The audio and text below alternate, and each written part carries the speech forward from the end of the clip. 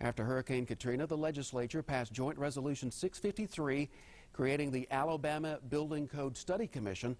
A big reason for the commission's existence was to reduce future storm damage.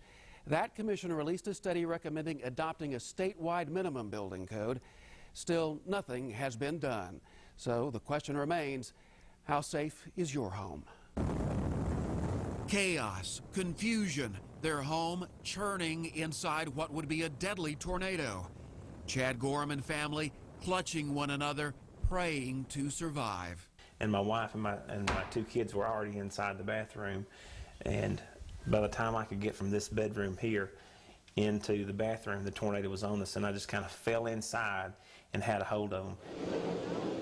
The EF4 twister ripped the Gorham's two-story home from its foundation, spun it around, and dropped it in the backyard.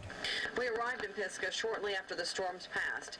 When News Channel 19 showed you the aftermath in Pisgah, certified home inspector Bill Loden immediately suspected the damage in Jackson County might be worse because of non-existent building codes. When violent weather strikes, that's when the code is really important, to have the house built well so that you know you have the best chance of survivability. Most cities in Alabama do enforce building codes.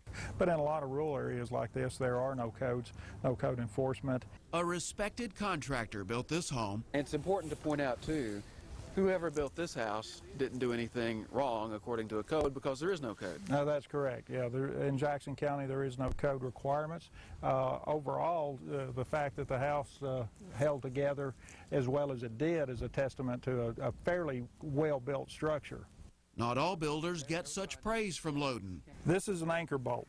He's especially concerned how houses are locked down to slabs and foundations. Show me how this works. Where does it go in securing a house? What this will do, you will put it down into the opening of the block, pour concrete around it, then the wood seal from the house sits down on here, and this is bolted down. You hold the wood down with concrete and steel to keep the house on the foundation.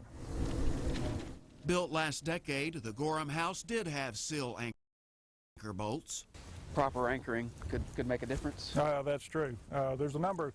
There's layers of protection when you're building a structure such as this, and the more components, the stronger the structure, the more secure it's going to be in high winds and in storms. It'll just hold together better. The anchor hardware? You'll use less than a box of 50. Relatively cheap. To secure a house like the Gorham's, less than $50. $40.79. Homeowners in Jackson County aren't the only ones paying the price for the failure of Alabama legislators to enact a statewide building code. There are a lot of new houses being built in Limestone County right now, and in Limestone County there is no code enforcement, and I see homes built there currently that don't have any anchor bolts. Loden can't understand why state lawmakers won't do anything about it. How far behind the times are we, especially out in Alabama's rural areas, in having proper building codes? Well, most states have adopted a minimum building code. It's known 38 centuries ago in ancient Mesopotamia, there was a building code. The first documented building code was for the city of Babylon. And here 38 centuries later, we don't have a code in Jackson County. As for Chad Gorham and his family, the cleanup continues, and thankfully, life goes on. The good Lord kept us from getting hurt, and I think that's a lot of credit to the way this house was built.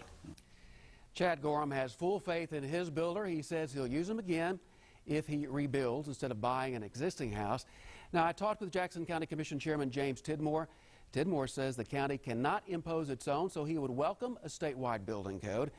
Many state lawmakers support it, but they fear some taxpayers don't. It comes down to a question of political will. Jerry and Eliso's anchor.